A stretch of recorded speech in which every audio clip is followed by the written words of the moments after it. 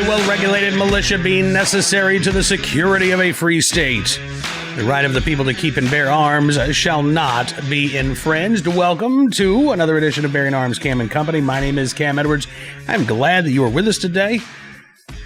On the program, Jim Geraghty from National Review will be with us. We'll break down night 3 of the Democratic National Convention, which was really the first time over the course of the week that Democrats brought up gun control.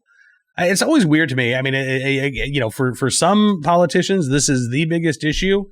But when you start to get into these sort of conventions, they, okay, tonight's going to be the night we talk about climate change. And then this half hour, we're going to talk about this.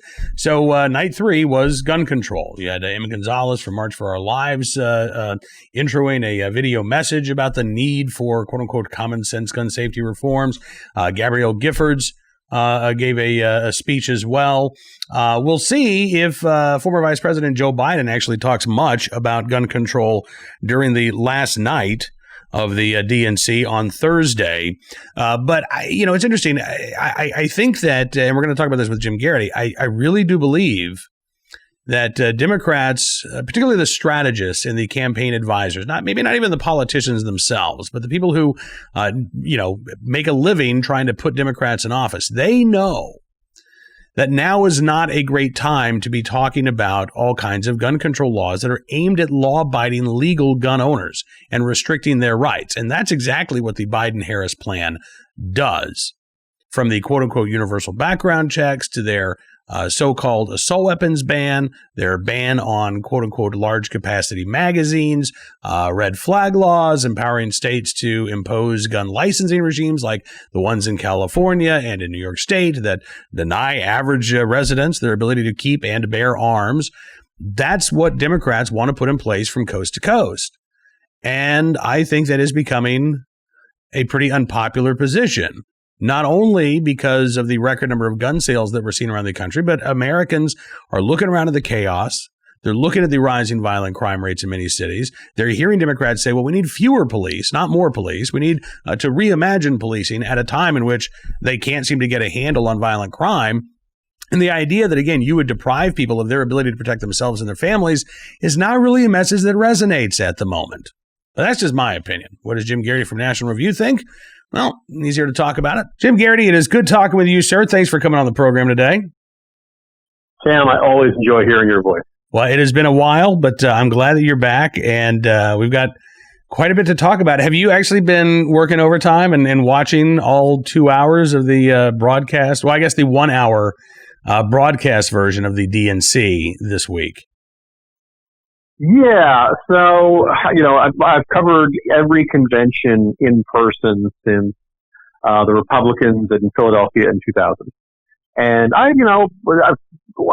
Democrat, Republican, I generally enjoy going there. I like to describe it. It's like Disneyland for political junkies. It's the only time you get everybody in a party in one city at one time. And every time you turn around, you're bumping into people who generally are very eager to get for interviews. The entire, 10,000 reporters all in one place. So if you're into politics, they're usually great. Obviously, due to the pandemic, I'm not, this isn't even really happening in Milwaukee. Everybody's kind of recording their portraits from wherever they are. And it's very different. And if people have tuned in to watch any of the past 3 nights and they've thought it was really boring and uninteresting, this is the stuff that usually plays in between the speakers at the convention. This is the filler, except now it's all filler. Other than much shorter speakers, which I guess you could say is a moderate improvement. I'd say probably everybody's speaking about half the time they usually would if they in an arena with lots of people applauding and cheering and all that kind of stuff. But yeah, I've watched at least all of the prime time segments starting around 8 or 9 in the evening, and it's kind of stinks, Cam. It's not interesting. It's not fun to watch. I think we all had a kind of curiosity about what it was going to be like to try to do this under a pandemic when you couldn't have an arena, you couldn't have a ball drop, you couldn't have people within 6 feet of each other. And there have been some parts that have been okay, like the roll call of the states by remote and all that kind of stuff. But yeah, no, I'm looking forward to Thursday night when all this is over, Ken, until the Republicans are next week. Well, it took until night 3 for Democrats to really bring up gun control. And we saw, Emma Gonzalez narrate a video. Gabrielle Giffords spoke about the need for gun control. It's interesting. I'm looking at a piece right now. This is by Fox's German Lopez, who has a Vox-splainer, quote unquote, about Joe Biden's gun control plan. But says the big question is, will Biden's plan really happen? Noting that Congress has not passed a major gun control law since the Clinton gun ban of 1993 and 1994, the crime bill that Biden signed on to, that has become quite problematic as far as the left goes. And that's kind of where I want to start, Jim, because it's interesting. I mean, it seems to me like there are almost two competing points of view on display at the DNC. So last night it was, we need these gun control laws. We need to have, quote unquote, common sense gun control laws. But all of these laws are aimed at legal gun owners and restricting their rights in the hopes that there'll be some sort of trickle-down effect on criminals. At the same time, the Democrats have broadly embraced the idea of police reform, in some cases defunding the police. You even have the far left calling for the abolition of police. And I don't see how those two things go together. I mean, if you're in favor of more gun control laws, you are, it seems to me, axiomatically in favor of more policing, because how do those gun control laws get enforced? And what good does it do to put a gun control law on the books if you're not going to actually enforce that law? So can Democrats, first of all, thread that needle between their traditional support for gun control laws versus the newfound hostility, or at least the now very vocal hostility, towards the idea of policing itself? Cam, can they thread the needle? No. Next question. No. So, in addition to that astute observation of the contradiction, let's also observe that the ticket for the Democrats consists of two Democratic officials. Kamala Harris had come out and proposed all kinds of sweeping gun control proposals that she wanted to do entirely through executive order. And in one of the earlier debates, Joe Biden had said, no, you can't do that. It would run up against the Second Amendment. And this brought, in a subsequent debate, Biden's objection was brought up. And Kamala Harris kind of laughed it off when he said, no, because of the Constitution. And she said something like, Mr. Vice President, instead of saying, no, we can't, shouldn't we all be saying, yes, we can? And it was, I don't know if people heard a "ah" in the background, that was Charlie Cook's head exploding, because the gun control aspect is very, very bad. The kind of the denial of the Second Amendment and the constitutional objection is really, really bad. But sort of trying to laugh it off and being cute with yes, we can.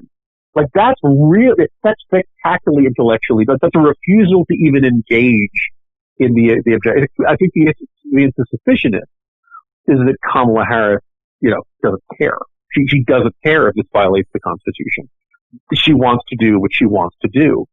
And, one of the big themes of this convention and the entire campaign, Cam, is that we've got to stop Trump because he's a dictator and because he just does whatever he wants regardless of what the Constitution says. And I guess the argument from the Kamala Harris's of the world is, well, we need a different dictator who's going to ignore the Constitution and just do whatever he wants. Several of my colleagues at National Review have written really good, astute assessments of this. But yeah, then you're on to this second aspect of this, which was, we want to take all kinds of guns that are currently legal, make them illegal. There's been only, brief video cameo appearances from the Beto O'Rourke. I mean, not quite the blink and you'll miss it, Alexandria Ocasio-Cortez style cameo. Right. That was like Brad Pitt in Deadpool 2. You really got to pay attention to see her. But the second part, but Beto's, hell yeah, we're going to take your AR-15.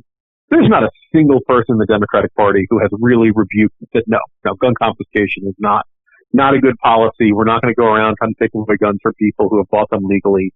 We're not going to be seizing things that you legally own. We're not going to retroactively declare something you legally bought. Nobody's really done. In fact, Biden, when Beto O'Rourke endorsed him, Biden said something along the lines of, Beto, you're going to help me with this gun control thing or something like that.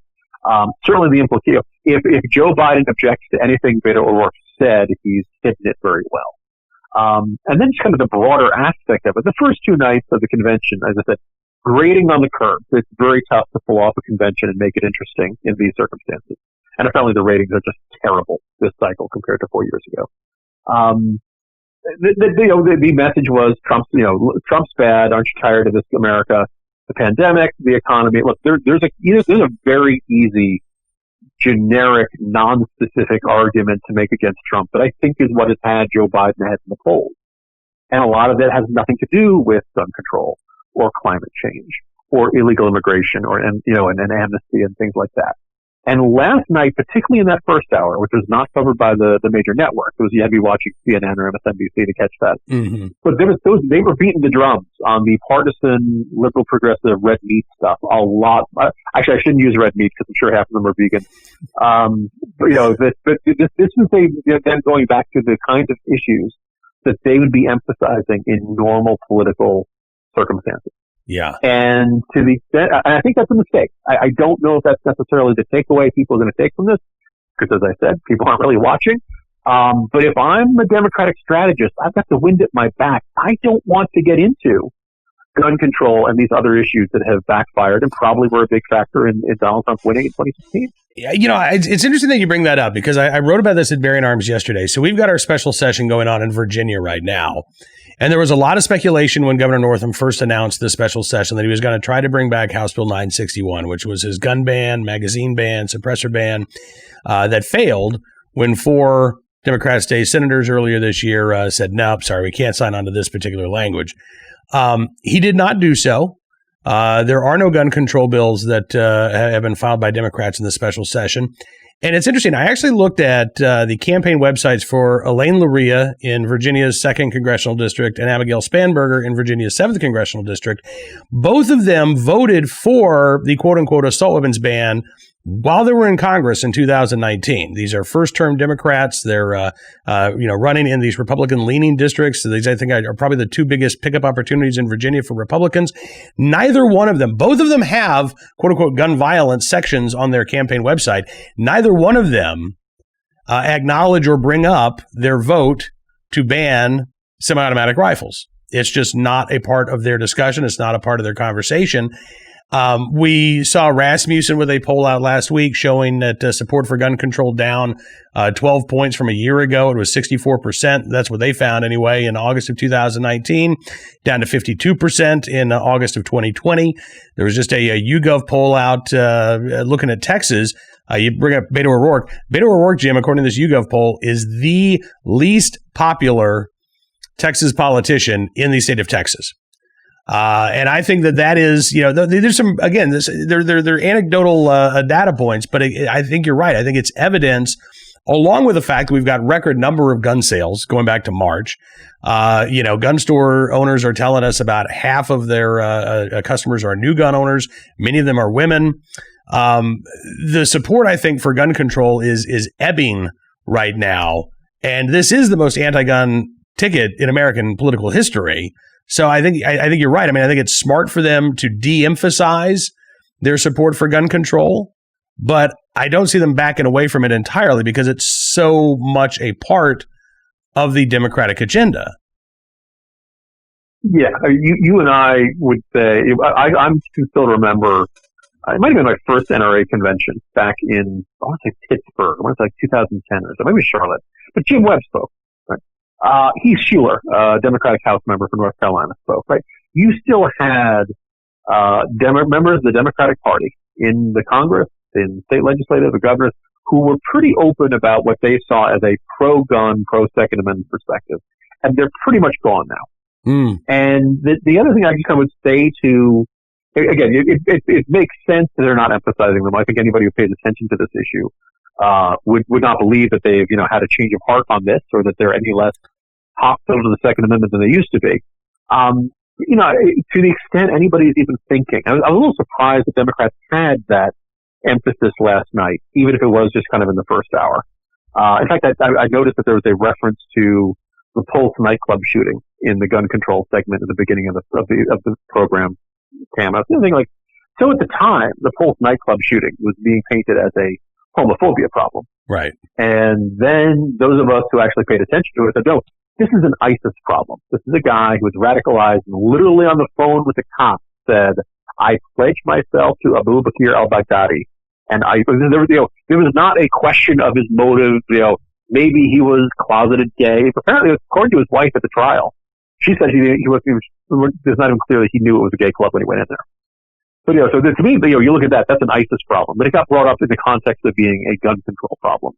And if you're a Democrat, I just don't think you want to bring that up. But then there's that general question. I mean, look out your window, people. People are wearing masks.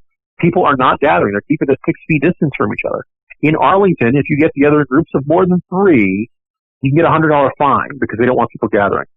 God knows what Dick Van Patten would do with 8 people. You're in a circumstance like that's the problem. It's front and center in people's minds.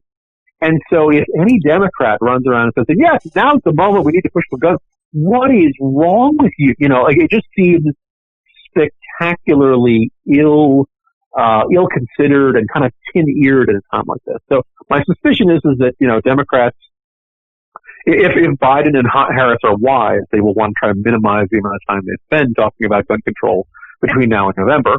Because I think if they do, this is the sort of thing that could change the dynamic of the race. And there are a whole bunch of people who are frustrated with President Trump right now, but they're not on board with the entire Democratic agenda. And, saying after people have seen terrible violence in the cities, looting and riots and all that kind of stuff, hey, we're going to come and take away your guns. That's probably one of the few things that could make everybody looking at that. You know what? Donald Trump, I can live with the crazy Twitter tirades. Give me all the crazy stuff because at least he's not going to take my guns away. And that's, it's really intriguing. There's some Democrats who don't seem to fully grasp it.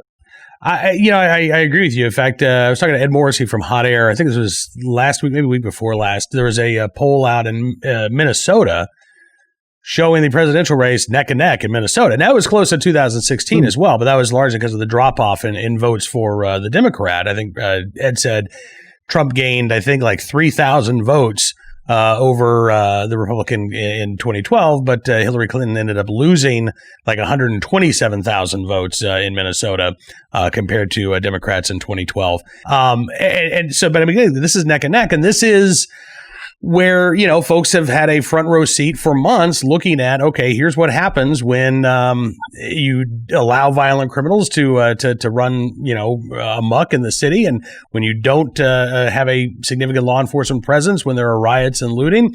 And it doesn't seem to be paying off for Democrats in Minnesota. It looks like, in addition to the presidential race, the U.S. Senate race is within the margin of error, according to this one poll. So I agree. I mean, I think that it would be wise for the Democrats to downplay their gun control ideology. But I also think then it's incumbent on the Trump campaign and Republicans to bring it up at every possible opportunity and remind voters, hey, listen, they're not talking about it much, but this is what they want to do, and this is what they absolutely will do if they win in November. Jim Geraghty with National Review. We're going to leave it there, sir, but I appreciate you joining us as always. Great talking with you today, and hope we get a chance to do this in person, although maybe socially distanced, at some point in the very near future. Cam, I really look forward to seeing you at least 6 feet away. All right, man. We'll talk to you soon. Jim Geraghty with us here on Bearing Arms, Cam and Company. Always good catching up with our friend Jim Geraghty. All right, let's get to today's armed citizen story, our good deed of the day, and our recidivist report. Now, I do want to thank G. I'll leave him somewhat anonymous for sending me a recidivist report. G, I did not ignore your email. I think that's actually going to be tomorrow's recidivist report. But I found this story out of Michigan, which is worth highlighting. So, Ionia man bound over for trial on charges of shooting Portland man. At first, I thought this was an Oregon story, but no, it's from Ionia County, Michigan. The Daily News says that 32-year-old Robert Conley has been bound over for trial for an alleged shooting, even as the victim failed to show up to testify at Monday's preliminary examination. Now, first of all, it's worth noting, if you don't have witness cooperation, then suspects go free. So when we talk about the recidivist report and why sometimes people will get these sweetheart plea deals, in some cases it's because the witness won't testify. And so the prosecutor has to make the best of a bad situation, and they offer a plea deal so that there's some type of punishment. I don't know that that's going to be the ultimate outcome in this case, but it is a little concerning that the victim in this case did not show up to testify. But Robert Conley charged with a variety of offenses, including assault with intent to commit murder, felon in possession of a firearm, felon in possession of ammunition, felony firearm, and being a habitual offender with a fourth offense notice. It was back on July the 9th when Conley allegedly shot 40-year-old Corey Miller at a home in Easton Township, Michigan. Miller was treated at a hospital for the non-life-threatening injury. Conley allegedly fled the area after the shooting, was arrested later that same day. Following a traffic stop, the Ionia County Prosecutor Kyle Butler on Monday's preliminary hearing did note that he had offered a plea deal to Conley already. Said if Conley would plead to discharge of a firearm at a building causing injury, he would only face a 15-year prison sentence along with his other charges, and the habitual offender fourth would be reduced to habitual offender second. Conley declined that plea deal. And during that preliminary hearing, according to the press, appeared, quote, amused by the court proceedings, scoffing and shaking his head several times while appearing via video from the Ionia County Jail. According to authorities, Conley's criminal record goes back to 2003 and includes, but is not limited to, you ready for this? It's going to take a second. Retail fraud in 2003. All right. Okay. Minor offense. Operating while intoxicated in 2005. Not good, but, it's happened. Larceny in 2006. Operating while intoxicated in 2007. Operating while intoxicated, third offense. Okay, now we're getting into some problematic areas here. Disorderly conduct, minor in possession, domestic violence, all in 2009. 2 counts of driving while license suspended, domestic violence, second offense in 2010. Receiving and concealing stolen property in 2011. Fleeing and eluding, as well as operating or maintaining a meth lab in 2003. And then multiple cases pending from 2019, including possession of methamphetamine, weapons, felony firearm charges, possession of a firearm by a convicted felon, possession of ammunition by a convicted felon, as well as absconding or forfeiting bond. The prosecutor actually said, quote, the defendant has one of the longest criminal histories that we have had to deal with in this county. He has very significant charges.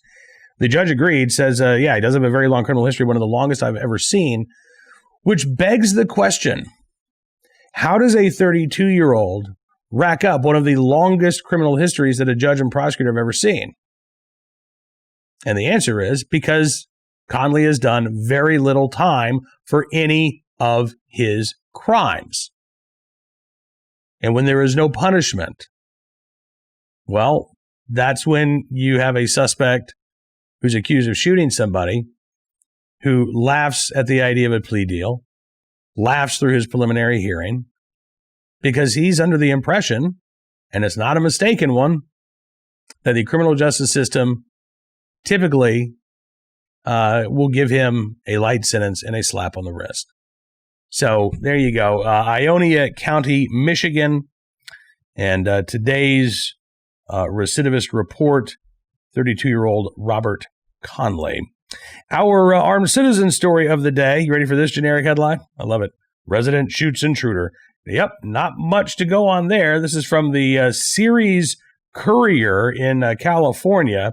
Thankfully, the story itself has more details. A 23-year-old Salida man, allegedly intoxicated by alcohol and methamphetamine, rushed to a local hospital over the weekend after he was shot while trying to assault a resident there in Ceres, California. It was 11:37 p.m. Friday night. Homeowner called 911 to say he was just assaulted and then shot the perpetrator in self-defense inside his garage. Police say that the suspect at first wandered into a home where he jumped into the backyard and then banged on the front door. Homeowners told police that they had no idea who the man was, that he was extremely intoxicated. He was causing an argument until he finally walked off. He walked about a block away, then trespassed onto her front yard. The 26-year-old homeowner saw the guy via security cameras.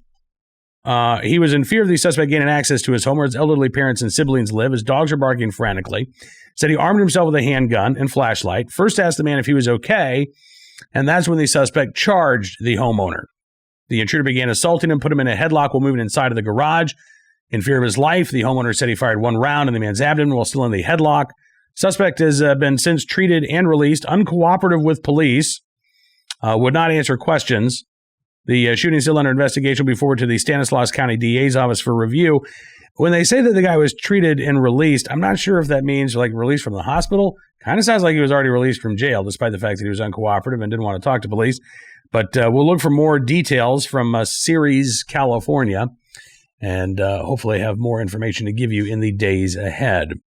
Finally, We've got our good deed of the day. We're going to go back to the state of Michigan for this one, where a deputy saved a 77-year-old grandmother from a house fire in Kalkaska County, thanks to the help of the 77-year-old's niece and another firefighter. It happened Wednesday morning, about 10:30 in the morning. Kalkaska Central Dispatch got a call that someone was trapped in a burning building. Deputy Kyle Beaver from the Kalkaska Sheriff's Office was the first on scene, found a house completely engulfed in smoke and flames. A victim, or a niece of the victim, rather, was outside the residence. She said that her grandmother's still inside the home, told the officer that she had tried to help her grandmother but fell, and then she was overcome by smoke before the deputy could get there. Deputy ended up crawling into the residence, found the victim, pulled her outside.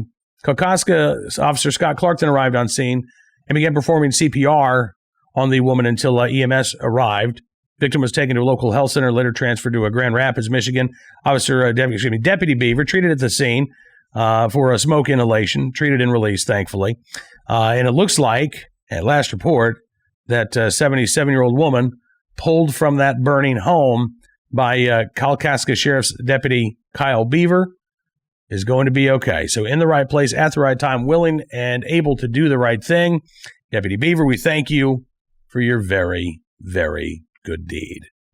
That is all the time we've got for you on this edition of Bearing Arms Cam and Company. We'll likely be talking at least a little bit about the final evening of the DNC on tomorrow's program. So watch that if you want, but at least tune in for this tomorrow, and we'll tell you all that you need to know.